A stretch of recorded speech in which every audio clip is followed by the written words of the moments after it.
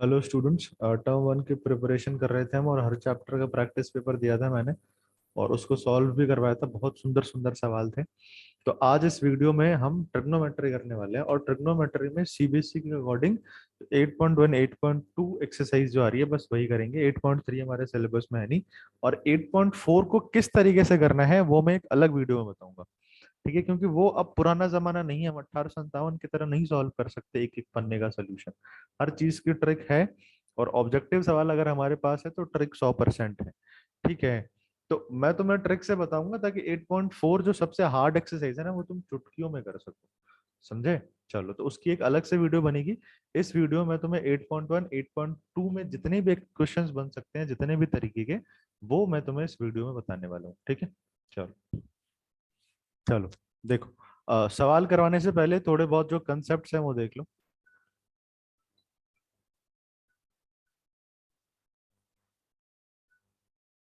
Trigonometry के अगर हम सवाल करने जा रहे हैं तो थोड़े बहुत कंसेप्ट्स तुम्हें पता होने चाहिए। तो पहले वो कंसेप्ट्स देख लो। अगर मैं ट्रिग्नोमेट्री की बात करूं तो टोटल हमारे पास 6 मेंबर्स होते हैं ट्रिग्नोमेट्री में, जिसमें पहले का नाम होता है साइन, दूसरे का नाम होता है कोसाइन, तीसरे का नाम होता है टेंजेंट, चौथे का नाम होता है कोटेंजेंट, पांचवे का नाम होता है सीकेंट और छठे का नाम होता है कोसीकेंट। ठीक है, अब ये तो इनके क्या है, ऑफिस के नाम है। हम इनको प्यार से कुछ और बुलाते हैं। इसको हम बुलाएंगे सिर्फ साइन। ठीक है, इसको हम बुलाएंगे सिर्फ कॉस, इसको हम बुलाएंगे सिर्फ टेन, इसको हम बुलाएंगे कॉट, इसको हम बुलाएंगे सेक और इसको हम बुलाएंगे कोसेक। अब ये जितने भी ट्रिग्नोमेट्रिक रेशियोज होते हैं ना, इन्हें ही हम ट्रिग्नोमेट्रिक रेशियो कहते हैं। अब ये जितने भी ट्रिग्नोमेट्रिक रेशियो हैं, ये कभी भी सिर्फ इस तरीके के नहीं पाए जाते, क्योंकि ये बने ही हैं किसी एंगल को रिप्रेजेंट करने के लिए। समझे? ये कभी भी तुम्हें अकेले नहीं दिखाई देंगे, इनके साथ हमेशा एक एंगल होगा। जितने भी ट्रिग्नोमेट्रिक रेशियोज होते हैं वो हमेशा हमेशा हमेशा एक एंगल को रिप्रेजेंट करेंगे। सिर्फ साइन लिखा हुआ तुम्हें कहीं नहीं दिखेगा। समझे? और साइन थीटा का, और इस साइन को हम थीटा कहते हैं। तो साइन थीटा का मतलब साइन इंटू थीटा भी नहीं होता। ठीक है, ऐसा नहीं है कभी भी। साइन इस एंगल को रिप्रेजेंट कर रहा है, थीटा इस साइन के कारण डिफाइन हो रहा है। समझे? तो ये 6 तरीके के ट्रिग्नोमेट्रिक रेशियोज हमारे पास होती है ना। अब अगर मैं तुम्हें ट्रिग्नोमेट्री वर्ड का मतलब बताऊं ना तो तुम शॉक हो जाओगे। ट्रिग्नोमेट्री में ट्राई ट्राई का मतलब होता है तीन, दोनों का मतलब साइड्स, और मेट्री का मतलब मेजरमेंट। यानी कि ट्रिग्नोमेट्री में हम तीन साइड्स के मेजरमेंट की बात करते हैं। अब वो तीन साइड्स कौन से होंगे? अजीब, वो कोई खास तीन साइड्स होंगे ना, तभी तो उनपे पूरा चैप्टर बना दिया गया। वो तीन साइड्स हमारे राइट एंगल ट्राइंगल के हैं। वो तीन साइड्स हमारे राइट एंगल ट्राइंगल के होते हैं, जिसमें 90 डिग्री के सामने वाली साइड हाइपोटेनियस होती है, और इनमें से कोई सी भी साइड एक परपेंडिकुलर और एक बेस हो सकती है। ठीक है, डिपेंड करता है हम एंगल कौन सा लेते हैं। जनरली तुम जानते होगे कि ये परपेंडिकुलर होता है, ये बेस होता है, लेकिन हर बार ऐसा जरूरी नहीं है बेटा। 90 डिग्री के सामने वाली साइड हाइपोटेनियस होगी ये जरूरी है, परपेंडिकुलर नीचे वाली साइड भी हो सकती है। हम कौन सा एंगल को ले रहे हैं उस पर डिपेंड करता है। ठीक है, मैं बताऊंगा उसमें। चलो, अब साइन थीटा, अगर मैं ये वाला एंगल थीटा मान लू, ये वाला एंगल थीटा, तो एंगल के सामने वाली साइड, जो साइड है ना, वो होती है परपेंडिकुलर। और एच तो तुम्हें पता है कि नहीं पता? बताओ। एंगल के सामने वाली साइड परपेंडिकुलर और हाइपोटेनियस, एच तो फिक्स होगा हमेशा। कॉस का फॉर्मूला, कॉस जो है वो रेशियो होता है बेस और हाइपोटेनियस। मैं तुम्हें बार बार यही कह रहा हूँ कि ये ट्रिग्नोमेट्रिक रेशियोज है। रेशियोज का मतलब होता है कि ये किन्हीं दो चीजों का रेशियो होगा। तो वो दो चीज क्या क्या है? साइन के केस में परपेंडिकुलर और हाइपोटेनियस, बेस के केस में वो दो चीजें क्या है? बेस और हाइपोटेनियस, टैन के केस में वो दो चीजें हैं, परपेंडिकुलर और बेस, कॉट के केस में। अब देखो, तीन अगर तुमने याद कर लिया ना तो बाकी के तीन याद नहीं करने। बाकी के तीन को याद करने की ट्रिक ये है कि जो कॉट है वो टेन का उल्टा होगा, सेक जो है वो कॉस का उल्टा, और कोसेक जो है वो साइन का उल्टा। कॉट टेन का उल्टा क्या बन जाएगा? B upon P. Sec cos का उल्टा क्या बन जाएगा? H upon P. Cosec sine का उल्टा क्या बन, सॉरी, एच अपॉन बी। और कोसेक साइन का उल्टा क्या बन जाएगा? H upon P. तो आपको सिर्फ ये तीन याद रखने हैं, बाकी तीन उल्टे होते हैं। कौन किसका उल्टा होता है ये भी ध्यान कर लेना। कॉट टेन का, सेक कॉस का और कोसेक साइन का। ठीक है, चलो, अब ये तीन तो तुम्हें याद करने पड़ेंगे। तो तीन याद करने की ट्रिक क्या होती है? पंडित, बद्री, प्रसाद, हर हर बोले। ठीक है, एक लाइन याद कर लेना, पंडित, बद्री प्रसाद, हर हर बोले। तो इससे तुम्हें तीनों का फॉर्मूला मिल जाएगा, पहले तीनों का। उसके बाद वाले तीनों कैसे निकालोगे? ये टेन है तो कॉट इसका उल्टा होता है, क्या बन जाएगा? B upon P. ये कॉस है तो सेक उसका उल्टा होता है, बन जाएगा एच अपॉन बी। ये साइन है तो कोसेक उसका उल्टा होता है, ये बन जाएगा एच अपॉन बी। तो तुम छह निकाल सकते हो अगर तुम्हें तीन भी याद है तो। बस एक और चीज याद रख लेना कि कौन किसका उल्टा होता है, ठीक है। चलो, अब ये जो परपेंडिकुलर, हाइपोटेन्यूस और ये जो बेस है ना, इनको कैसे पहचानते हैं वो भी देख लो। अगर मैंने यहाँ पर एक राइट एंगल ट्राइंगल बनाया, ये 90 डिग्री है, ये ए है, ये बी है, ये सी है। अगर मैं एंगल ए की बात कर रहा हूँ, मतलब अगर मुझे साइन ए चाहिए, तो साइन का फॉर्मूला क्या होता है? पी अपॉन एच होता है, ये तो हमेशा फिक्स रहेगा। लेकिन एंगल ए के लिए पी क्या होगा? एंगल ए जो है ना, एंगल ए की बात कर रहे हैं हम, एंगल ए के सामने वाली साइड परपेंडिकुलर होती है। एंगल ए के सामने वाली साइड परपेंडिकुलर होती है बेटा, सामने वाली साइड। तो परपेंडिकुलर हमारे पास क्या हो जाएगा? बी से। जरूरी नहीं है हर बार जो लाइन खड़ी हो वही हमारा परपेंडिकुलर हो, परपेंडिकुलर लेटी हुई लाइन भी हो सकती है अगर हमने एंगल उसके सामने वाला ले लिया तो। हाइपोटेनियस हमेशा फिक्स होगा, सेम होगा 90 डिग्री के सामने। जो एंगल हम ले रहे हैं उसके सामने वाली साइड परपेंडिकुलर हो जाएगी। दो चीजों की ट्रिक बता दी। अब जो तीसरी है वो बची हुई चीज है, यानी कि हमारा बेस। एच होगा हमेशा 90 डिग्री के सामने वाली साइड, परपेंडिकुलर होगा जिस एंगल की बात कर रहे हैं उस एंगल के सामने वाली साइड, और जो बच गया वो बी। समझे? इसी में अगर मैं साइन सी पूछ लेता तुमसे, तो साइन सी का साइन है तो फॉर्मूला तो सेम होगा पी बाई एच, लेकिन एंगल सी के लिए पी बदल जाएगा। एंगल सी के लिए परपेंडिकुलर उसके सामने वाली साइड, यानी कि ए बी होगी, और एच क्या होगा? हमारा ए सी होगा, जो कि फिक्स है। समझ गए? तो पी बी एच की वैल्यू लेने से पहले एक बार एंगल को देख लिया करो, आप कौन सा एंगल की बात कर रहे हो। ठीक है, चलो। इस ट्रायंगल, इस पूरे चैप्टर में हमें बार बार, बहुत बार पाइथागोरस लगाना पड़ता है। तो पाइथागोरस लगाने के लिए ना देखो ट्रिक्स भी हैं, तुम ट्रिक भी इस्तेमाल करते हो। नहीं समझ में आ रही है ट्रिक अगर, तो नॉर्मल जो तुम्हारा ट्रेडिशनल तरीका है उससे भी निकाल सकते हो। ट्रिक समझ में आ गई तो बहुत अच्छी बात है। ये हमारा 90 डिग्री है, ठीक है। चलो, पहली बात कि कुछ पाइथागोरियन ट्रिपलेट्स तुम याद करके जाओगे तो टाइम बच जाएगा। जैसे ये तीन, चार और पांच, ये बहुत इस्तेमाल होते हैं। जो सबसे बड़ी साइड है वो एच होती है, और बाकी की दोनों साइड्स में कोई भी पी और बी हो सकता है। दूसरा पाइथागोरियन ट्रिपलेट होता है 5, 12 और 13, ये भी बहुत इस्तेमाल होता है, ठीक है। तीसरा होता है 17, 15 और 8, ये भी बहुत इस्तेमाल होता है, ठीक है। सबसे बड़ी वाली जो साइड है वो हाइपोटेन्यूज होती है। सो रहे हो क्या?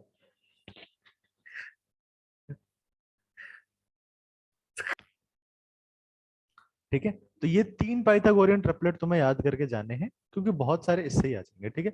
अब पाइथागोरियन ट्रिपलेट जो होता है ना, उनकी खास बात क्या होती है कि अगर मैं बोल रहा हूँ तीन, चार और पांच कोई पाइथागोरियन ट्रिपलेट है, तो अगर मैं इन सबको टू से मल्टीप्लाई कर दूंगा ना, तो जो आएंगे वो भी पाइथागोरियन ट्रिपलेट होंगे। यानी तीन को दो से करूंगा छह, चार को दो से करूंगा आठ, पांच को दो से करूंगा 10, ये भी पाइथागोरियन ट्रिपलेट है। मैं सबको चार से मल्टीप्लाई कर रहा हूँ, तो चार तिया 12, चार चौक 16, चार पच्चे 20, ये भी पाइथागोरियन ट्रिपलेट है। पाइथागोरियन ट्रिपलेट्स को अगर आप किसी चीज से मल्टीप्लाई करते हो वो भी पाइथागोरियन ट्रिपलेट ही कहलाता है, ठीक है। चलो, तो अगर तुम याद करके जा रहे हो ना, तो 70-80% सवाल तो इन्हीं तीनों से बनते हैं। तो तुम वहां पे कैलकुलेट नहीं करोगे, तुम्हें पता है पी बी ये है, तो एच तुम्हें पता चल जाएगा। चलो, अगर कुछ अजीब अजीब सा नंबर आ गया है ना, जैसे मान लो ये आ गया, एक साइड है 26, ठीक है, एक साइड है 10, ये साइड तुमसे पूछ ली गई। तो तुम्हारे पास एक तरीका तो है ही कि तुम एच स्क्वायर बराबर P square plus B square करके निकाल लो। दूसरा तरीका क्या है वो भी देख लो। दूसरा तरीका हमारा ट्रिक है। 26 को हम 2 इंटू 13 लिख सकते हैं, 10 को हम 2 इंटू 5 लिख सकते हैं। यानी यानी बेटा एच में भी दो है और यहाँ भी दो है, यानी कि जो हमारा परपेंडिकुलर रहेगा ना, वहां पर भी दो होगा ही होगा, 100% है, ठीक है। जो भी हमारा पी होगा ना उसमें दो तो होगा ही होगा। चलो, अब जो तुम्हें पाइथागोरस लगाना है वो लगाना है 13 पे और 5 पे। हाइपोटेनियस 13, बेस 5, हाइपोटेनियस 13, बेस 5, तो तीसरी साइड क्या आ जाएगी? 12। यानी तीसरी साइड हमारी कितनी है? 2 इंटू 12, यानी कि 24। तो ये स्टार्टिंग में हो सकता है तुम्हें ज्यादा भारी लगे, तुम इस मेथड को प्रेफर करना चाहो, लेकिन ये जो मेथड मैं तुम्हें बता रहा हूँ, जब तुम चार पांच सवाल कर लोगे ना तो तुम्हें आसान लगने लग जाएगी, ठीक है। तो ऐसे भी हम पाइथागोरस तीसरी साइड निकाल सकते हैं। बाकी ये तीन याद करके जाओ, नहीं हो अगर हो रहा है तो इससे कर लिया करो, ठीक है। समझ में आ गई ट्रिक तो बहुत अच्छी बात है, नहीं आई तो कोई बात नहीं। ठीक है, घबरा मत जाना कि हमें आई नहीं। चलो, तो एक तो ये हो गई हमारी 8.1 के लिए, इतने कंसेप्ट काफी हैं। जब हम बात करते हैं 8.2 की, तो हमें ढेर सारी वैल्यूज याद करनी पड़ती हैं डिफरेंट ट्रिग्नोमेट्रिक रेशियोज की डिफरेंट डिफरेंट एंगल्स पे, यानी कि साइन की, कॉस की, टेन की, कॉट की, सेक की और कोसेक की। इन सब की वैल्यूज याद करनी है एट डिफरेंट डिफरेंट एंगल्स। कौन कौन सा एंगल्स? 0 डिग्री पे, 30 डिग्री पे, 45 डिग्री पे, 60 डिग्री पे और 90 डिग्री पे। इन सारे एंगल्स पे हमें इनकी वैल्यू पता होनी चाहिए। मतलब साइन 0 कितना होता है? 0। साइन 30 कितनी होती है? 1/2। साइन 45 कितना होता है? साइन 45 कितना होता है? 1/√2। साइन 60 √3/2 और कॉस 91। ठीक है, अब ये 5 वैल्यूज तो तुम्हें याद करनी ही पड़ेंगे। तुम्हें तो ये पूरी टेबल याद होनी चाहिए, पूरा साल निकल गया और अगर तुम ये टेबल भी याद करके नहीं बैठे हो बेटा, तो तुमने बहुत गलत काम कर दिया और बहुत गलत काम कर रहे हो। ठीक है, तो ये टेबल याद कर लेना। इसको लिखने की ट्रिक मुझे पता है, सबको पता है।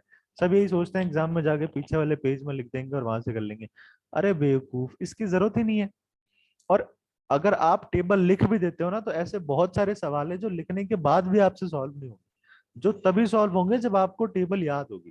ठीक है, अगर मैं लिख दूं साइन एक्स बराबर √2, फाइंड कॉस, तो अब तुम्हें पहली बात तो यही नहीं पता चलेगा कि √3/2 अगर लिखा हुआ है साइन एक्स में, तो ये साइन की वैल्यू होती है। और तुम्हें ये भी याद नहीं आएगा कि चलो जाकर के टेबल देखते हैं। समझ रहे हो? तो एक्स की वैल्यू हो गई 60, यहाँ पे पुट कर दो, कॉस की आ गई। तो जरूरी नहीं है कि तुम अगर ये टेबल बनाना जानते हो तो तुम इस टेबल पे बेस्ड सारे सवाल कर सकते हो। ये टेबल तुम्हें याद करनी पड़ेगी, तो कर लो ना। इतना कोई भारी चीज थोड़ी है, तुमने भारी बना रखा है, हवा बना रखा है ट्रिग्नोमेट्री का, कि ट्रिग्नोमेट्री हार्ड है, टेबल याद ही नहीं हो सकती। तो मैं कितने बच्चों से मिला हूं जिन्होंने चुटकियों में याद कर लिए टेबल। और आप टेबल याद करोगे बेटा तभी ट्रिग्नोमेट्री से लड़ सकते हो, नहीं तो घर पे बैठ जाओ चद्दर ओढ़ करके। समझे?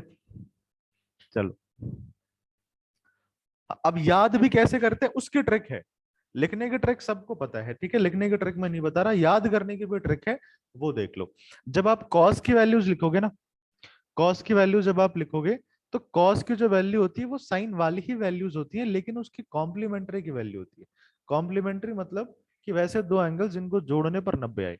0 में क्या जोड़े कि 90 आए? तुम बोलोगे सर 90, तो साइन 90 की जो वैल्यू है वो कॉस 0 की वैल्यू हो जाएगी। 30 में क्या जोड़ू कि 90 आ जाए? तुम बोलोगे सर 60, तो साइन 60 की जो वैल्यू है ना वो 30 में आ जाएगी, यानी कि √3/2। 45 में क्या जोड़े कि 90 आ जाए?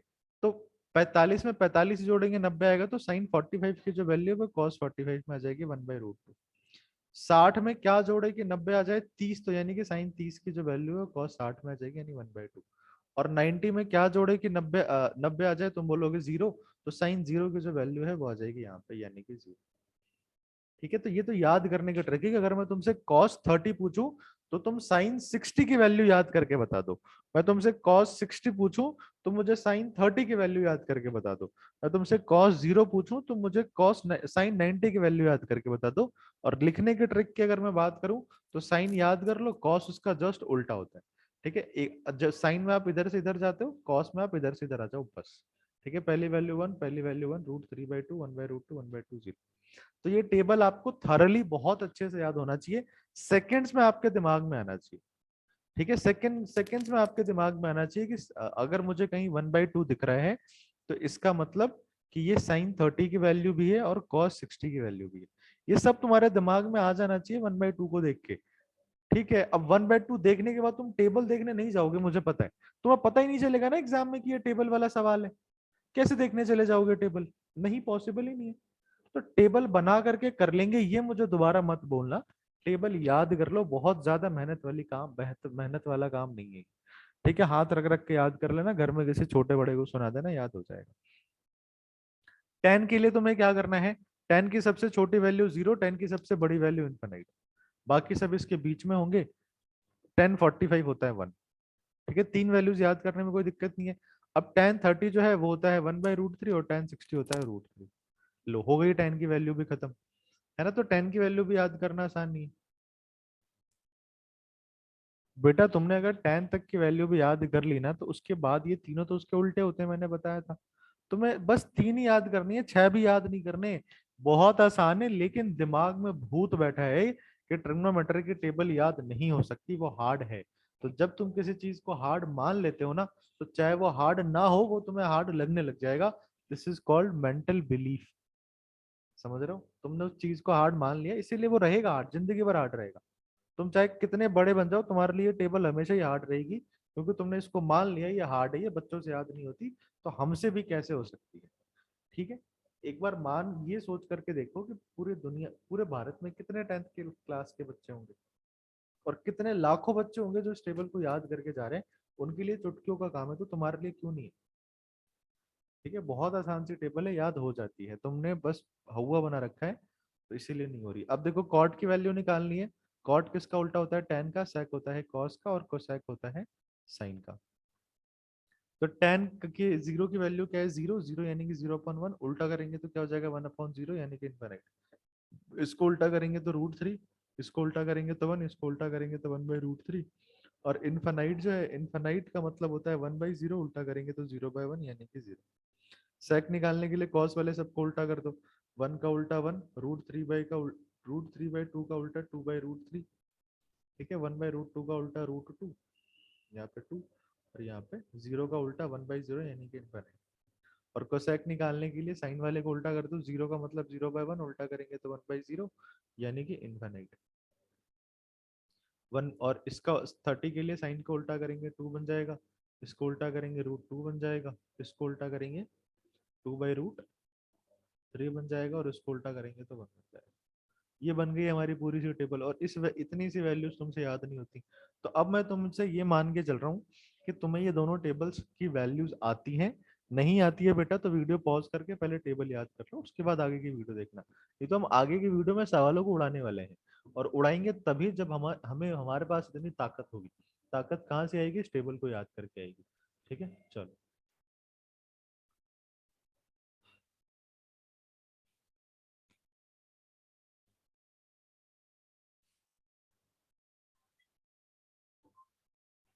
देखो, पहला सवाल क्या है? In right angle triangle, right angle at B, A B 24 है, बी सी 7 है। एक पाइथागोरियन ट्रिपलेट मैंने ये भी छोड़ दिया था। पाइथागोरियन ट्रिपलेट 24, 7 और 25। ठीक है। चलो, इसमें क्या बोला गया? Right angle at B. तो right angle at B, A और सी आप कहीं पे भी लिख सकते हो, क्योंकि उसके बारे में कुछ नहीं बोला गया। बी के बारे में बोला गया था कि वो 90 डिग्री, हमने बी को 90 डिग्री बना दिया। अब बाकी दोनों आप कुछ भी बोल सकते हो। ए बी दे रखा है 24, बी सी दे रखा है 7। तीसरी साइड आपको आपको क्या चाहिए? आपको साइन और कॉस चाहिए। तो सबसे पहले तो ये तीसरी साइड चाहिए होगी, है ना? ये तीसरी साइड चाहिए होगी। तो तीसरी साइड कैसे निकालोगे? पाइथागोरस बाबा से निकालोगे। तो या तो तुम ये करो, 24 का स्क्वायर प्लस 7 का स्क्वायर बराबर h का स्क्वायर, सॉल्व करो। या फिर तुम याद करके जा सकते हो कि 24 और 7 का जो पाइथागोरियन ट्रिपलेट होता है वो 25 होता है। 3 मैंने वहां लिखा दिए, चौथा ये है। 4 ही बहुत ज्यादा इंपॉर्टेंट है, इनको याद करके जाना। ठीक है, नहीं याद कर पा रहे हो तो वहां पे ये कैलकुलेशन करके निकाल सकते हो। तीसरी साइड 25 आ गई, साइन ए निकालते हैं। साइन का फॉर्मूला P/H। एंगल कौन सा है यहाँ पर बेटा? एंगल ए लेन निकालना है हमें। तो एंगल ए के लिए P क्या होगा? इसके सामने वाली साइड यानी कि BC। और H तो हमेशा सेम होता है, 90 डिग्री के सामने वाली साइड यानी कि AC। अब BC की वैल्यू 7 है, AC की वैल्यू 25 है। तो साइन ए कितना आ गया? 7/25। फिर हमें क्या निकालना है? कॉस ए निकालना है। कॉस थीटा का फॉर्मूला क्या होता है? B/H। थीटा की जगह ए पुट कर देंगे, क्या बन जाएगा? और बी, थीटा की जगह ए पुट कर देंगे। और एंगल ए के लिए बी क्या होगा? अब देखो, एच हमारा फिक्स है 90 डिग्री के सामने वाली साइड। एंगल ए के लिए 7 परपेंडिकुलर है। तो जो बच गया वो हमारा बेस है, यानी कि A B upon A C. A B हमारे पास 24 है, और ए सी 20 है। तो साइन ए की वैल्यू 7/25, कॉस की 24/25। तो ऑप्शन बी इज द सही उत्तर। अरे ये तो, अच्छा नहीं नहीं, sorry sorry sorry, option A is the सही उत्तर। बेटा ध्यान से दिखना, गलती हो जाएगी। सारे वैल्यू एक जैसे ही हैं, ये हमारे को पागल बनाना चाहते हैं ये। देखो, अगेन एक राइट एंगल ट्रायंगल हमें tan p minus cot r चाहिए, जो भी चाहिए तीसरी साइड्स पता होना चाहिए, तीनों साइड्स पता होनी चाहिए। तो 13 12 किसका ट्रिपलेट है ये, 5 12 13 का, तो तीसरी साइड 5 आ गई पाइथागोरस से। tan p निकालो। tan का फॉर्मूला क्या होता है, p बाई बी होता है। एंगल p के लिए b क्या होगा, इसके सामने वाली साइड यानी कि QR, और b क्या होगा 90 डिग्री के सामने वाला h, ये p, तो जो बच गया वो b यानी कि PQ हमारा b है। QR की वैल्यू 5, PQ की वैल्यू 12, tan p आ गया 5/12 है ना। cot r निकाल लो, क्या होता है cot का फॉर्मूला b बाई p। अब एंगल r के लिए b कितना होगा, एंगल r के लिए h तो फिक्स है 13, p क्या होगा इसके सामने वाली साइड यानी कि 12, तो 13 भी रिजर्व हो गया, 12 भी रिजर्व हो गया, क्या बचा QR यानी कि 5। और P, और P क्या होगा बेटा, एंगल के सामने वाली साइड यानी कि 12। तो tan P भी आ गया, cot R भी आ गया, हमें क्या चाहिए tan P minus cot R, 5/12 minus 5/12, खत्म, 0। ठीक है, कितना सरल है ये बताओ।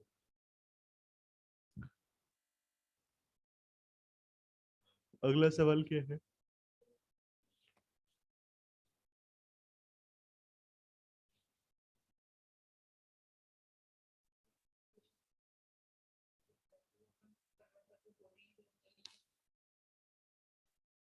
चलो अगला सवाल क्या है, cot theta is equals to 7/8। ठीक है, cot का फॉर्मूला क्या होता है बेटा, cot का फॉर्मूला होता है b/p।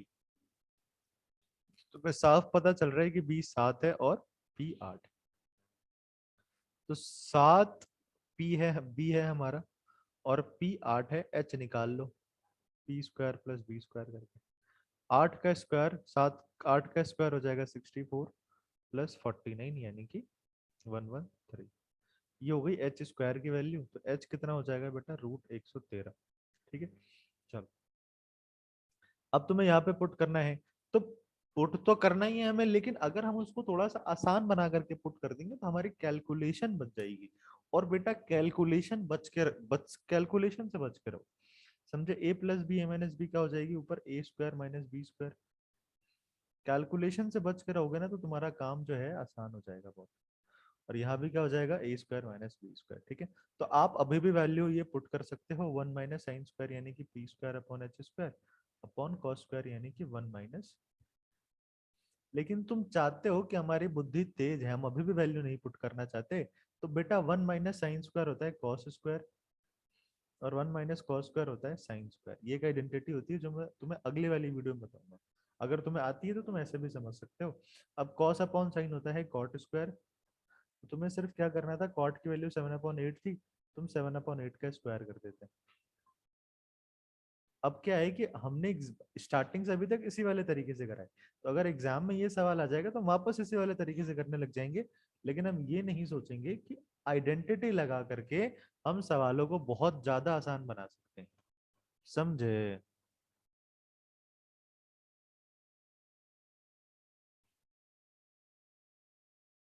चलिए, चलिए बढ़ते हैं अगले सवाल की तरफ।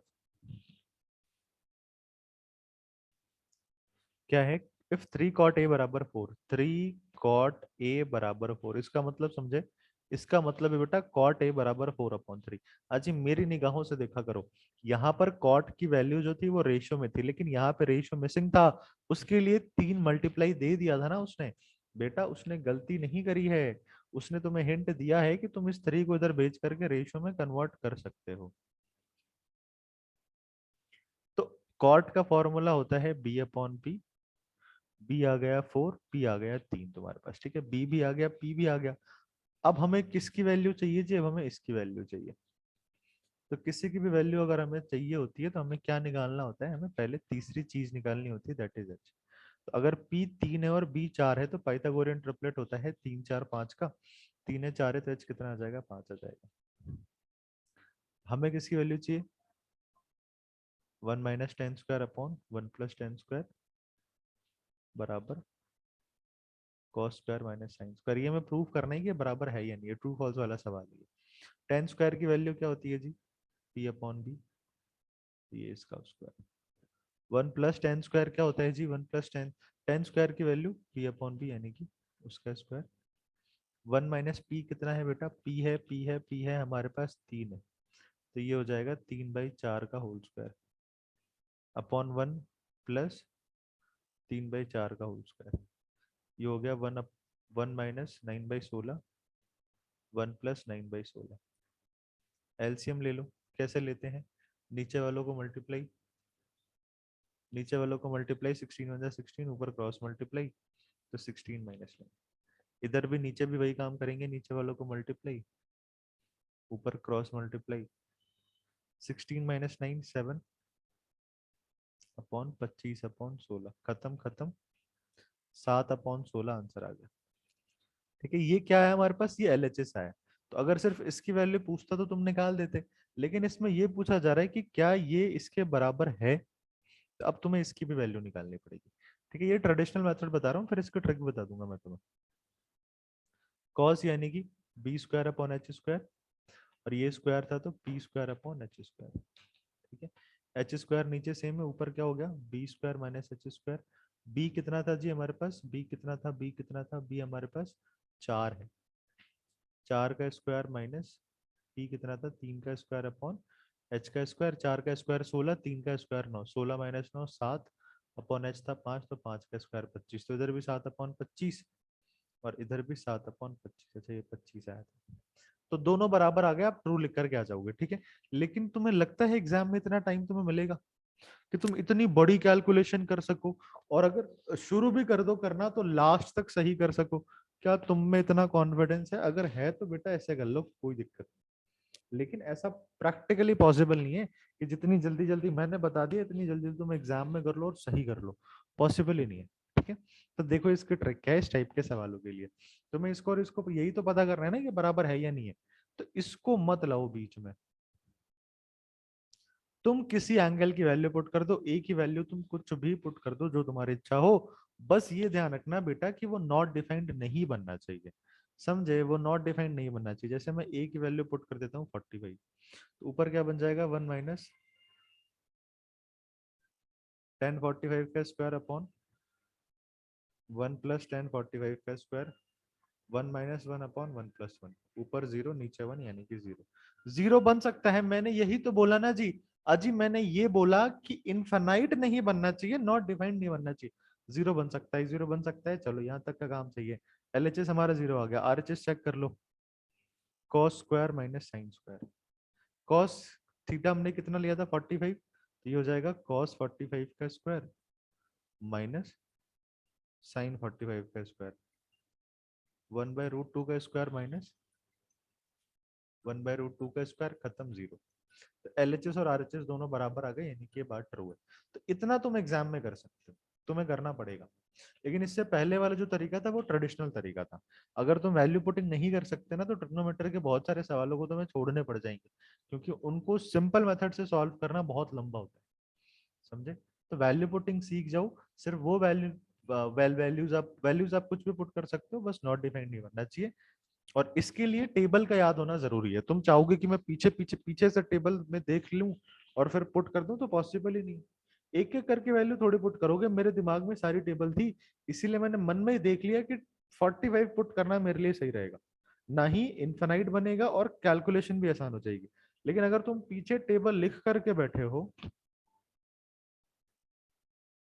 अगर तुम पीछे टेबल लिख करके बैठे हो और तुम वहां से देख के वैल्यू पुटिंग करना चाहते हो, तो बेटा नहीं हो पाएगा। ठीक है, नहीं हो पाएगा। टेबल याद कर लेना, इस साल के लिए बहुत जरूरी है। ABC right angle at C if tan a is equals to 1/√3। अब इसको भी करने का तुमने बहुत अलग अलग तरीका सीखा होगा, मुझे पता है। राइट एंगल एट बी, यानी कि ये ए ये सी कुछ भी हो सकता है ना, ये ए ये बी कुछ भी हो सकता है। चलिए, tan a√3। अब मुझे बताओ tan में 1/√3 क्या होता है? तुम क्या करोगे, तुम इसको p मानोगे, इसको b मानोगे, सॉल्व करोगे और कैलकुलेशन बहुत ज्यादा बढ़ जाएगी।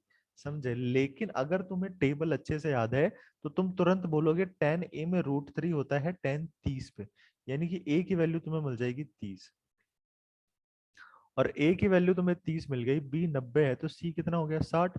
a की वैल्यू 30, c की वैल्यू 60, यहाँ पे पुट कर दो। a की वैल्यू 30 यानी कि साइन 30, सी की वैल्यू 60 यानी कि साइन 60, प्लस ए की वैल्यू 30 यानी कि कॉस 30, और सी की वैल्यू 60 यानी कि साइन 60।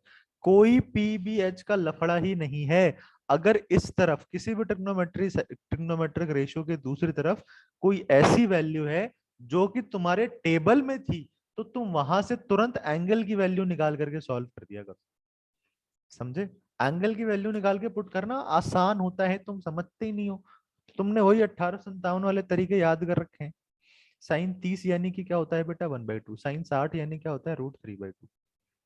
अच्छा कॉस सी था ना ये, सॉरी कॉस 60, कॉस 60 क्या हो जाएगा 1/2, कॉस 30 √3/2, साइन 60 √3/2। तो 1/4 प्लस 3/4 यानी कि 4/4 यानी कि 1। अब बताओ, अब ये वाला तरीका आसान था, या इसको P मानते, इसको B मानते, फिर H निकालते, फिर साइन ए की जगह P/H, फिर इसकी जगह वापस P देखो H देखो, अलग अलग हो जाएंगे, एंगल ए के लिए एंगल सी के लिए। कितनी ज्यादा माथाफोड़ी, कितना ज्यादा दुख। बताओ इतनी छोटी सी उम्र में इतना दुख कैसे उठाओगे? तुम नहीं उठा सकते बेटा। तो इसीलिए ट्रिक से सीख लो। अगला सवाल देखो, tan a प्लस बी √3 है, तो √3 हमारे टेबल में थी ना जी। तो टेबल टेबल याद होना चाहिए, मैं बार बार टेबल कह रहा हूँ। √3 का मतलब 60, tan 60। तो tan से tan खत्म, तो a प्लस बी कितना आ गया जी हमारे पास? a प्लस बी आ गया 60। tan a minus B 1/√3, tan a minus B बराबर √3, और √1/√3 किस में होती है बेटा? tan 30 में होती है। तो a माइनस बी की वैल्यू कितनी आ गई लाडले? a माइनस बी की वैल्यू आ गई 30। a प्लस बी 60 है, a माइनस बी 30। अब इसको भी सॉल्व करने मत जाना, भगवान ने बुद्धि दी है तुम्हें, बुद्धि लगाओ। दो चीजों को जोड़ करके 60 आ रहा है और दो चीजों को माइनस करके 30 आ रहा है। कौन कौन से दोनों नंबर है वो? 45 और 15। मुझे तो तुरंत समझ में आ गया। तुम्हें नहीं आया तो इनको जोड़ दो, जोड़ोगे तो b और b कट जाएगा, a और a 2 है बराबर 90। तो a आ गया बेटा 90/2 यानी कि 45। और a अगर तुम्हारे पास 45 आ गया तो तुम b यहां से निकाल सकते हो। किसे में पुट कर दो? इसमें पुट कर दो या इसमें पुट कर दो, b आ जाए। ठीक है, तो 45 और 15 हमारा आंसर है। ठीक है, नहीं भी अगर तुम ऐसे नहीं निकाल पा रहे थे तो ऑप्शन एलिमिनेट कर दो। 30 और 60 को जोड़ने पर तो 90 आता है, लेकिन माइनस करने पे 15 नहीं, माइनस करने पर, सॉरी, इनको जोड़ने पर हमें 60 चाहिए और माइनस करने पर 30 चाहिए। इनको जोड़ने पर 60 नहीं आता। ठीक है, इनको जोड़ने पर 60 नहीं आता, इन दोनों को जोड़ने पर आता है। अब देखो a माइनस बी यानी a बड़ा है हमारा, यानी a 45 होना चाहिए था, ये सही होगा, ये गलत है। तो थोड़ा सा दिमाग लगाओगे तो तुम्हारे तुक्के भी बढ़ जाएंगे।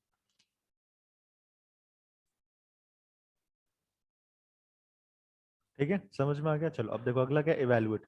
बेटा इवेलुएट वाले जितने भी सवाल आए, तुम्हें वैल्यू पुटिंग से करनी है, मतलब करनी है। समझ गए? वैल्यू पुटिंग से करनी है इवेलुएट वाले जितने भी सवाल आए। अब तुम्हें इसकी वैल्यू निकालनी है, ए की वैल्यू कुछ भी पुट कर दो, कुछ भी पुट कर दो, बस ध्यान रखना कि नॉट डिफाइंड नहीं बनना चाहिए। है ना? जैसे मेरी इच्छा हो रही है यहाँ पे ए की वैल्यू पुट करने की 0।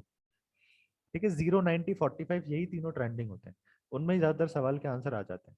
तो 1 माइनस कॉस 0 का स्क्वायर इंटू कोसेक 0। ठीक है, तो 1 माइनस 1, कोसेक 0 क्या होता है? कोसेक 0 इंफिनिटी होता है, यानी आप 0 नहीं पुट कर सकते। देखा, बेवकूफ बन गए ना। 0 तभी पुट करना जब इंफिनिटी ना बने, तो 0 नहीं पुट कर सकते तुम। अब और कुछ आओ, है ना, 90 पुट कर दो, 90, ए की जगह 90।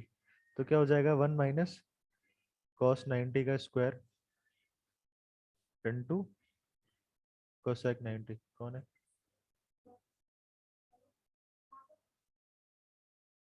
ठीक है, ये एक बार करके देखते हैं। 1 माइनस कॉस 0 क्या होता है? 0। 0 का स्क्वायर भी 0, कोसेक 90 क्या होता है? 1 होता है। तो 1 इंटू 1 यानी कि 1। वैल्यू पुटिंग से सवालों को करोगे तो सवाल होंगे नहीं, सवाल उड़ेंगे। समझे? इसको भी कर दो वैल्यू पुटिंग से। क्या वैल्यू पुट करूं बताओ? अगर मैं 0 पुट कर दूंगा तो नीचे साइन 0 हो जाएगा, और 1 समथिंग अपॉन 0 इन्फिनिटी होता है, तो आप 0 पुट मत करो। ठीक है, चलो 90 पुट करके कुछ काम होगा क्या? 90 पुट करके काम हो जाएगा। थीटा की जगह 90 पुट करेंगे तो 1 minus cos 90 upon sine 90, 1 minus 1 upon 1, 0 upon 1 यानी कि 0, 0 आ गया। अब इनमें से पुट करके देख लो किन में 0 आ रहे हैं। ठीक है, ये कितना हो जाएगा, देखो यहाँ पे 1 माइनस 1 इन्फिनिटी आ गया ना, यहाँ पे 1 माइनस, अच्छा ये सॉरी कॉस थीटा कॉस 90 0 था, तो ये तो नीचे हो गया 1, और ऊपर साइन 90 यानी कि 1, यानी कि ये 1 आ रहा है, हमारा 0 आना चाहिए था, ये ऑप्शन नहीं हो सकता। ठीक है, यहाँ पर आ जाओ, cos 1 plus sign 91 upon cos 90 0, तो ये 2 अपॉन 0 इनफाइनाइट आ गया बेटा। ठीक है, तो ये भी नहीं हो सकता। ठीक है, चलो तीसरी वैल्यू चेक करते हैं हम, साइन 90 यानी कि 1 अपॉन 1 प्लस 0, यानी कि ये भी 1 आ रहा है, ये भी नहीं हो सकता। ठीक है, ये भी ऑप्शन नहीं हो सकता। यहाँ पे पुट अगर हम करेंगे तो 1 माइनस साइन 90 यानी कि 1 अपॉन कॉस 90 यानी कि 0, यानी कि ये भी नॉट डिफाइंड हो गया। बेटा दो दो ऑप्शंस आपके नॉट डिफाइंड हो रहे हैं, ऐसा नहीं होना चाहिए। मैंने तुम्हें पहले ही कह दिया था कि नॉट डिफाइंड वाली चीज आनी चाहिए, चाहे सवाल में चाहे ऑप्शंस में। तो आपको ये आपने जो 90 पुट करा है ना, आप ये भी नहीं कर सकते। अब ये मैं तुम्हें कर करके इसीलिए बता रहा हूँ ताकि तुम ये चीजें दिमाग में पहली बार में ही कर सको। तुम्हारे पास एग्जाम में इतना टाइम नहीं होगा, सब कुछ पुट कर करके देखो एक एक बार, समझे? चलो, तो थीटा की जगह बेटा 0 भी पुट नहीं कर सकते हम, थीटा की जगह हम 90 भी पुट नहीं कर सकते। क्या पुट करे बताओ? थीटा की जगह मैं पुट कर देता हूँ बेटा 60, तो ये क्या हो जाएगा 1 माइनस 1/2 कॉस 60 1/2 होता है अपॉन रूट 3/2, 1 माइनस 1/2 1/2, ठीक है, और नीचे रूट 3/2, 2 से 2 खत्म, यानी कि 1/√3 आना चाहिए हमारा आंसर। इनमें 60 पुट करके देख लो किसमें 1/√3 आ रहा है, वो तुम्हारा आंसर है। ठीक है, चलो अब ये तुम्हें लग रहा होगा कि बहुत लेंथी हो रहा है, पहले 0 पे चेक किया फिर 90 पे चेक किया। बेटा वो तुम्हें देखते ही पता चल जाना चाहिए कि किस पे हमें नॉट डिफाइंड नहीं मिलेगा, वही वैल्यू लो तुम डायरेक्ट, और वो तभी कर पाओगे जब तुम्हें टेबल याद है। ठीक है, थीटा की वैल्यू 60 पुट करेंगे, साइन 60 क्या हो जाएगा √3/2, और 1 माइनस कॉस 60 1/2, यानी कि 1 माइनस 1/2 1/2, √3 आ रहा है, ये नहीं हो सकता। इधर आ जाओ, साइन 60 क्या होता है बेटा √3/2, और नीचे 1 प्लस 1/2, यानी कि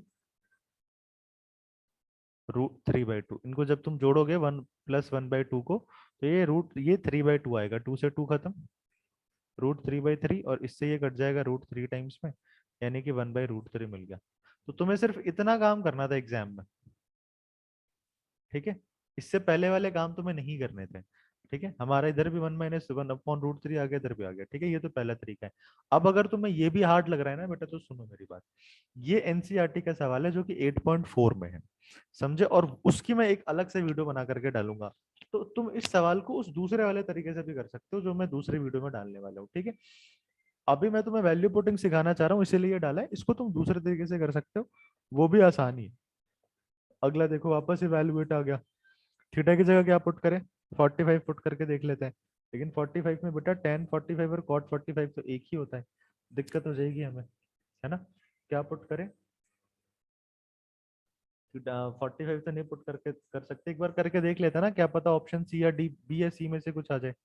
1 पुट करते हैं, तो 1 प्लस cot 45 1, ये भी 1, नीचे sec 45 क्या होता है 1/√2 का स्क्वायर, 1 प्लस 1 2, 2 इंटू 1 1 अपॉन 1/2, ये ऊपर चला जाएगा, यानी कि 4, 4 आ गया हमारा आंसर है। सॉरी सॉरी सॉरी, ये √2 होता है, तो √2 का स्क्वायर 2, तो 2/2 क्या हो जाएगा 1 हो जाएगा। अब देखो जिसका दुख था वही हो गया, tan 45 भी 1 होता है, cot 45 भी 1 होता है, यानी कि हम 45 नहीं रख सकते, कुछ और वैल्यू में रखनी पड़ेगी। ठीक है, 45 नहीं रख सकते, क्या रखें, 60 रख दें, 30 रख देते हैं, है ना, 60 रख देते हैं, क्या बन जाएगा 1 प्लस cot 60 क्या होता है 1/√3 का स्क्वायर, प्लस tan 60, यानी कि tan 60 क्या होता है बेटा √3 होता है, अपॉन sec 60 क्या होता है, sec 60 होता है, sec 60 के लिए तुम्हें cos 60 याद करना पड़ेगा, cos 60 होता है 1/2, तो sec 60 हो जाएगा सिर्फ 2। अब तुम्हें ये पता चल गया क्या कि ए और सी में से कोई ए और डी में से कोई आंसर होगा, बी और सी तो नहीं हो सकते। ये हमें पहले वैल्यू पुटिंग से पता चल गया था, है ना। चलो इसको सॉल्व करते हैं। ब्रैकेट में क्या है, 1+1/3 इंटू √3/4। इसको जोड़ दो एलसीएम लेकर के, ये क्या बन जाएगा, 3 × 1 = 3 + 1, 4/3 इंटू √3/4। 4 से 4 खत्म, इससे ये √3 में खत्म, 1/√3 आ गया। अब 1/√3 60 में किस में आता है, 10 में आता है, कॉट में आता है, कॉट में आता है। कॉट 60 होता है 1/√3, यानी कि ये हमारा आंसर हो गया। ठीक है, अगर तुम्हारी टेबल पे कमांड अच्छी है ना, तो तुम ट्रिग्नोमेट्री के सारे सवालों को वैल्यू पुटिंग से कर सकते हो। कमांड अच्छी नहीं है ट्रिग्नोमेट्री के टेबल पे, तो बेटा दुख होगा बहुत तुम्हें। ये चेक करना है कि ये इसके बराबर ये होता है या नहीं होता। अगर वैल्यू पुटिंग आती है तो वैल्यू पुटिंग से कर दो, नहीं आती है तो फिर तुम्हें ट्रेडिशनल मेथड से करना पड़ेगा, जो मैं अगली वीडियो में बताऊंगा।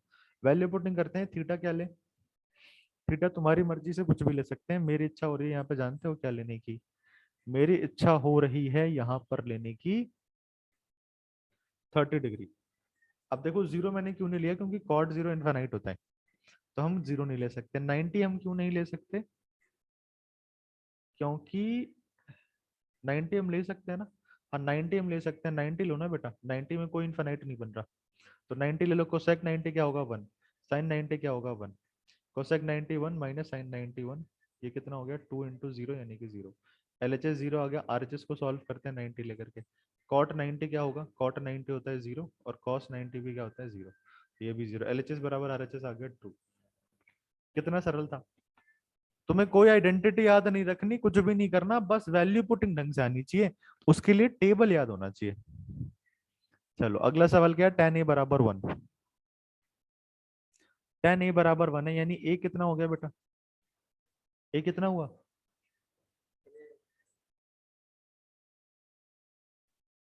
a हो गया बेटा 45।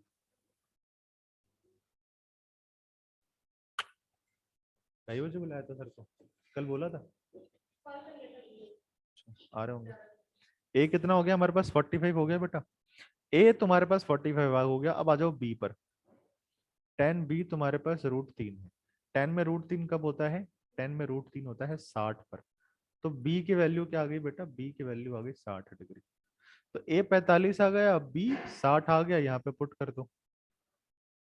cos a यानी कि cos 45, cos b यानी कि cos 60, माइनस साइन a यानी कि साइन 45, और साइन b यानी कि साइन 60। इसको सॉल्व करना तो बच्चा बच्चा जानता है, ये 1/√2 cos 60 1/2 माइनस साइन 45 1/√2, और साइन 60 √3/2, ये बन जाएगा 1/2√2 माइनस ये बन जाएगा √3/2√2।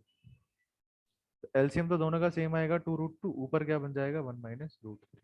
देख लो कौन से ऑप्शन में है बेटा, ऊपर 1 - √3 और नीचे 2√2, ये है ना ऑप्शन डी में। ठीक है, तो वैल्यू पुटिंग आती है तो सब कुछ कर सकते हो, नहीं आती तो तुम्हें ट्रिग्नोमेट्री में बहुत सारी चीजें सीखनी पड़ेंगी, जितने का समय नहीं है अब से, तो बिल्कुल भी नहीं है। ठीक है, find the value of this, देखो मैं इसकी वैल्यू निकालनी है।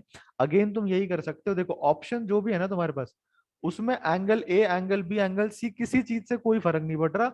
इसका मतलब आप ए की वैल्यू कुछ भी पुट कर सकते हो, आंसर सेम ही आएगा। तुम ए की वैल्यू कुछ भी पुट करोगे, आंसर सेम ही आएगा बेटा, तुम कुछ भी पुट कर सकते हो। इसका दूसरा तरीका देखो क्या है। 16 cot a = 12, तो cot a बराबर कितना हो गया। अच्छा एक सेकंड, मैंने गलती कर दी, ये कंडीशन दे रखी है। जब आपके पास कंडीशन हो ना, तो आप वैल्यू पुटिंग मत करना, आप वैल्यू पुटिंग मत करना यहाँ पे, क्योंकि कंडीशन दे रखी है।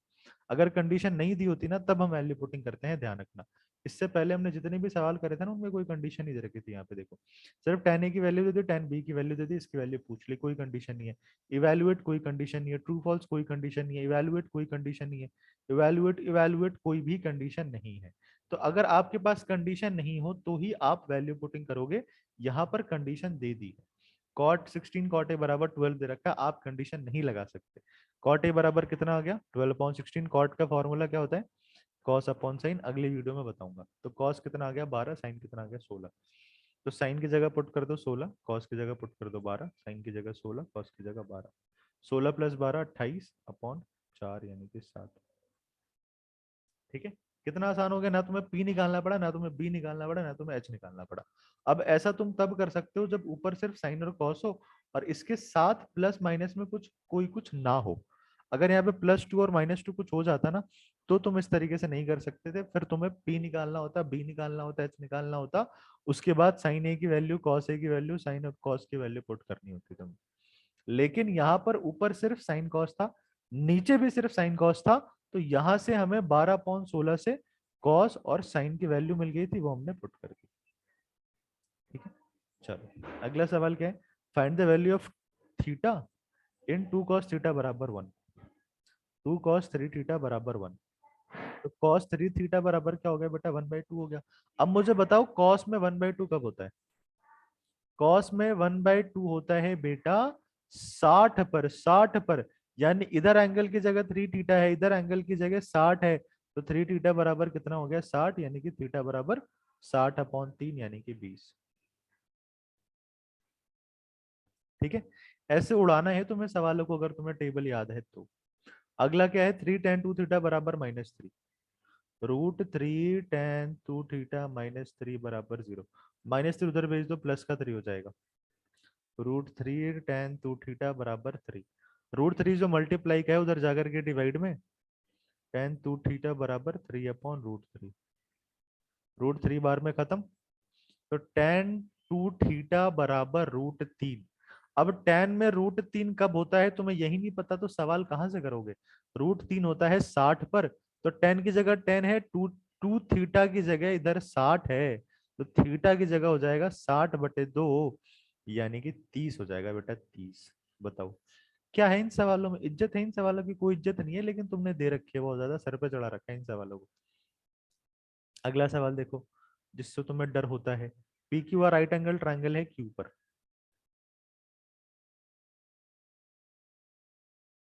क्यू पर राइट एंगल ट्राइंगल है, ये पी क्यू आर ट्राइंगल है ना। पी क्यू 5 है, P R plus Q R 25, आगे से P R plus Q R 25 है, दोनों साइड्स का सम कितना है, 25 है। ठीक है, तो कैसे करेंगे देखो, किसी एक साइड को एक्स मान लो, क्यू आर को एक्स मान लो, तो पी आर कितना हो जाएगा, प्लस के एक्स उधर जाकर के माइनस, यानी कि 25 - एक्स। अब लगा दो पाइथागोरस, तो एच का स्क्वायर बराबर पी का स्क्वायर प्लस बी का स्क्वायर। ठीक है, इसको सॉल्व करके तुम एक्स की वैल्यू निकाल सकते हो, उसके बाद कॉस पी निकाल लेना b/h करके। ठीक है, ये तो बात हो गई उस तरीके की जो बच्चे सन 1857 में करते थे। मैंने तुम्हें कहा था कि ट्रिग्नोमेट्री के ट्रिपलेट याद कर लेना, तो ट्रिपलेट में मैंने एक 5 वाली बताई थी क्या, ट्रिपलेट 5 वाली ट्रिपलेट क्या बताई थी, 5 12 13, यानी यहाँ पे 5 है, इसका मतलब थोड़े बहुत चांस तो है ना कि ये दोनों 12 13 हो सकते हैं। वो चेक करने के लिए तुम यहाँ पर देख लो कि 12 + 13 25 होता है क्या, बिल्कुल 25 होता है, यानी जो हमारा ट्रिपलेट है ना वो यही है, 5 12 13 का। समझे, 13 हमारा हाइपोटेनस हो जाएगा और ये 12 हो जाएगा। कोई पाइथागोरस लगा के सॉल्व नहीं करना, टाइम कंज्यूम नहीं करना। तुम्हें पता है 5 वाला ट्रिपलेट एक ही होता है, 5 12 13, तो और 12 13 को जोड़ने पर 25 भी आ रहा है, यानी इसने 5 12 13 पर ही सवाल सेट करके दिया है, कैलकुलेशन करने की कोई जरूरत नहीं है तुम्हें। तो हाइपोटेनस 13 आ गई, ये 12 आ गया, तीनों साइड आ गई, कॉस पी निकालना है, कॉस पी क्या होगा, b/h होगा। पी के लिए, एंगल पी के लिए सामने वाली साइड परपेंडिकुलर है, ये h है, तो यही तो b होगा ना जी। ये 5 हो गया, h कितना है, 13 है, 5/13 इज द सही उत्तर। बताओ, तुम डरते हो सवालों से, इसीलिए सवाल तुम्हें डराते हैं। 10 + 1/10 बराबर 2। 1 + 10 क्या होता है, 1 + 10 यानी कि 10 का रेसिप्रोकल, और 10 का रेसिप्रोकल होता है कॉट, तो 10 + cot 2 दे रखा है। अब तुम्हारी तीसरी आंख खोलो और उस टेबल को याद करो और मुझे बताओ कि 10 और कॉट की कौन कौन सी वैल्यूज लूं और उनको जोड़ू कि मुझे 2 मिल जाए। 10 और कॉट की कौन कौन सी वैल्यू लेकर के जोड़ू कि मुझे 10 मिल जाए, और थीटा भी सेम होना चाहिए। तो बेटा 10 और कॉट एक वैल्यू थीटा = 45 पे बराबर होता है, और उनकी वैल्यू भी 1 1 होती है। तो अगर मैं थीटा 45 पुट कर दूं, तो 10 45 1, कॉट 45 1, 2 आ गया। यानी कि ये जो सवाल है ना बेटा, ये जो सवाल है, ये थीटा बराबर 45 पर सेट करके दिया गया है। ये जो सवाल है वो थीटा बराबर 45 पर सेट करके दिया गया है। तुम्हें पता चल गया थीटा कितना है, अब इसकी वैल्यू निकाल दो। 1045 का स्क्वायर प्लस 1/1045 का स्क्वायर। 1045 यानी कि 1, ये भी 1, जोड़ दो, नीचे वालों को मल्टीप्लाई कर दो 1, ऊपर क्रॉस मल्टीप्लाई तो 1+1 यानी कि 2। अरे ये क्या कर दिया मैंने, इतने की तो जरूरत ही नहीं थी, 1+1 सिंपली 2 हो जाता। 2 है क्या ऑप्शन, ये देखो। अगर तुम इस सवाल को ट्रेडिशनल मेथड से करने जाओगे ना, 1.5 पन्ना खाएगा। लेकिन अगर तुम्हें टेबल पे बहुत अच्छी कमांड है ना, तुम इसको देख के तुरंत सोच लेते कि 10 और कॉट को जोड़ने पर 2 आ रहा है, मतलब दोनों 1 और 1 होंगे, और 1 और 1 दोनों 45 पे होते हैं। तो थीटा की वैल्यू 45 पे सेट करके ये सवाल बनाया गया है, हमारा काम हो गया। हेलो,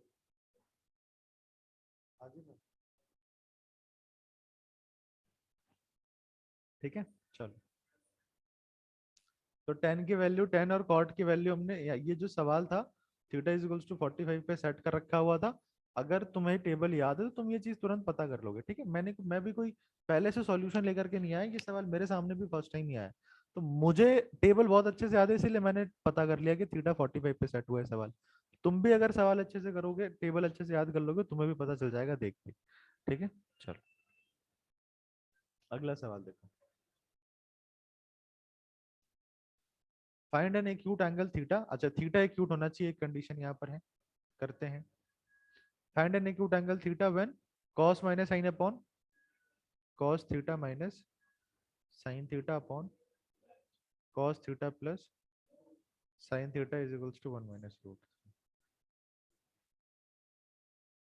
ठीक है, हमें थीटा ही फाइंड करना है ना, बस हमें थीटा ही फाइंड करना है। कैसे करेंगे देखो, यहाँ पे 1 है ना बेटा, यहाँ पे 1 है, यहाँ पे भी 1 है, लेकिन यहाँ पर cos और cos है। तो आपको चाहिए कि आप यहाँ पे 1 कर दो कैसे भी, आप यहाँ पे 1 कर दो कैसे भी, आप cos से डिवाइड कर दो सबको। आप सबको cos से डिवाइड करोगे तो cos अपन cos 1 हो जाएगा, ऊपर भी नीचे भी। तो मैं 1 बनाने के लिए क्या कर रहा हूँ, सबको cos से डिवाइड कर रहा हूँ,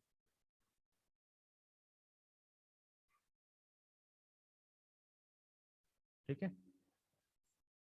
cos से डिवाइड कर दिया, कट के 1, ये भी कट के 1, क्या बन गया, 1 minus sine upon cos 10 upon 1 plus sine upon cos 10, और ऊपर 1 माइनस रूट 3, नीचे 1 प्लस रूट 3।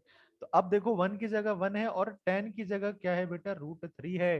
10 थीटा की जगह रूट 3 है, तो इसका मतलब क्या हुआ, इसका मतलब हुआ कि रूट 3 का मतलब 10 60 है, और थीटा का मतलब 60 है।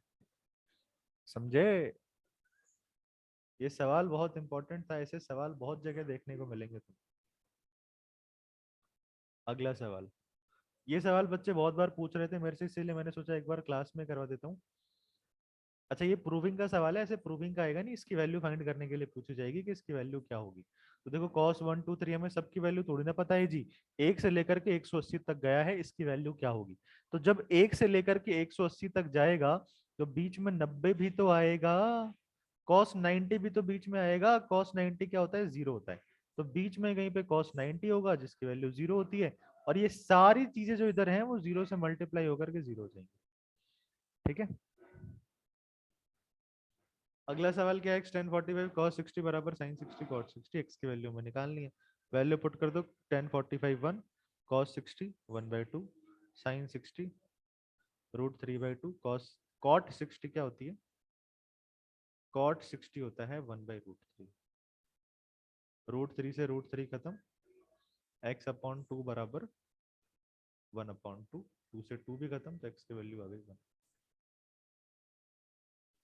ठीक है। तो मैं बार बार तुम्हें सिर्फ यही सवाल, अभी मैंने तुम्हें ट्रिग्नोमेट्री की कोई भी आइडेंटिटी नहीं बताई है, लेकिन मैंने इतने तरीके के सवाल सॉल्व कर दिए, पता है कैसे, क्योंकि मुझे टेबल बहुत अच्छे से याद है। वैल्यू पुटिंग की ताकत को तुम समझते नहीं हो, सब्जेक्टिव पेपर में वैल्यू पुटिंग से सवाल नहीं होते, लेकिन अगर ऑब्जेक्टिव पेपर है ना, तो टेबल तुम्हारी ऐसे रटी हुई होनी चाहिए, और फिर तुम ट्रिग्नोमेट्री को ऐसे चुटकियों में कर सकते हो, ठीक है। तो इस वीडियो के लिए इतना ही, दूसरी वीडियो में तुम्हें आइडेंटिटीज भी बताऊंगा, रिस्क नहीं लेना चाहता मैं, आइडेंटिटीज भी सीख के जाओ, उस पर कैसे सवाल बन सकते हैं वो भी सीख करके जाओ। इतना करने का मतलब है आपने 70% ट्रिग्नोमेट्री कर ली, ठीक है। 30% आइडेंटिटी, 30% भी नहीं, 80% कर लिया आपने, क्योंकि वो आइडेंटिटीज में रिस्क नहीं लेना चाहता इसलिए बता रहा हूँ। बाकी आप वैल्यू पुटिंग से ट्रिग्नोमेट्री के सारे सवाल कर सकते हो। कुछ सवाल ऐसे भी होते हैं जो आइडेंटिटी से इजीली हो जाएंगी, वो मैं तुम्हें बताऊंगा उससे पहले आइडेंटिटी बताऊंगा, ठीक है। तो बाकी के ट्रिग्नोमेट्री अगले वीडियो में करेंगे हम, और इस वीडियो के लिए इतना ही, ठीक है। चलो मिलते हैं अगले वीडियो में।